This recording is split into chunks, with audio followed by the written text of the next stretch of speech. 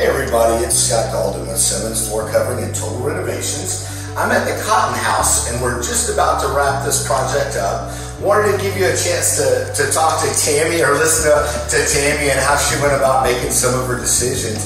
Tammy, we started with basically keeping all of the cabinets the same, but we wanted to change out the countertops, right?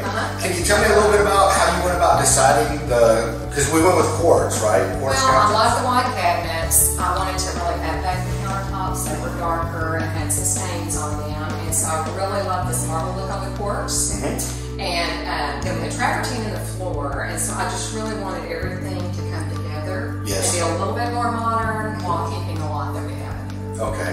And what did we have right here? It was a huge garden jacuzzi tub, very heavy. I didn't think they were going to be able to get it out of here, and I just wanted it out, right? So it was made out of cultured. Yeah, it was made out of cultured marble and took up this whole space, right? So we ended up going with a soaker tub because somebody needs a soaker tub that we know, right?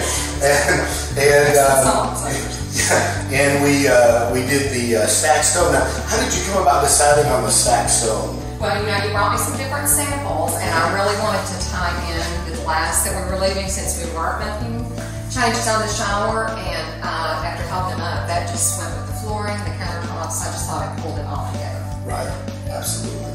And then how about on the floor? Because we've got a much lighter floor than we had. You had kind of gold-colored travertine. The gold travertine, and it was very durable for my grandkids, but cracking and just I was tired of it, wanting to lighten everything up. Okay. So and then I love the knobs.